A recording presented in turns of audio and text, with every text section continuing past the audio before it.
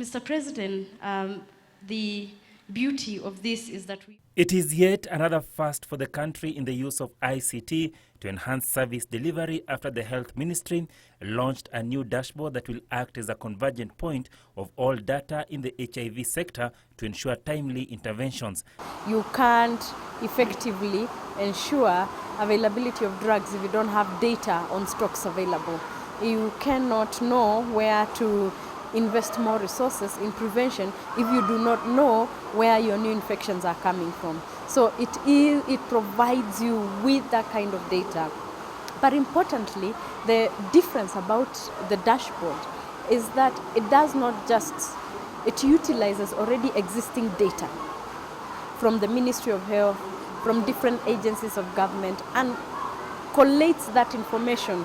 So it's an intelligent system. The tool, dubbed the Situation Room, will enable quick feedback on results at the county and community level and identify any bottlenecks and access issues. where a county or a facility, because as you can see this is a sub-district hospital, has enough commodities, then it will be the green. And it shows you, as we are talking today, yes, they do not need to be supplied today. So KEMSA does not need to provide more drugs right now. The platform was launched alongside the Kenya Fast Track Plan to end adolescents' AIDS. President Uhuru Kenyatta lauded the plan, saying that if followed, it will help in the treatment of people living with HIV. This Fast Track Plan sets out clear targets to be met. The revolutionary Kenyan HIV Prevention Roadmap is clear that if we adopt an approach targeting population, location, and risk profiles, we will avert over 1.1 million new infections, over 760,000 deaths, 11,000 of these being children. President Uhuru Kenyatta called for concerted efforts to end stigma amongst youth and adolescents living with the disease. The controversial topic of supply of ARVs and contraceptives to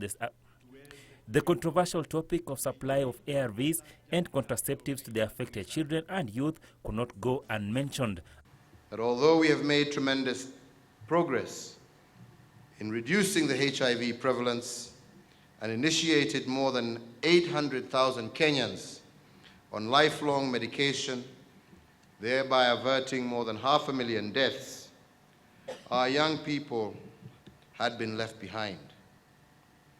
Whereas we had reached over 80% of adults in need of antiretroviral therapy, we had only reached less than half of our young people. Is young people stigmatizing against each other, parents stigmatizing young people, usicheze na so and so, they will make you sick, and things like that.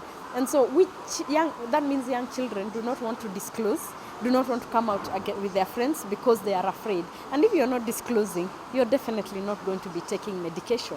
And even if you start medication, you're not going to adhere because you're afraid of people asking you, hiyo ni dawa ya nini unakunywa?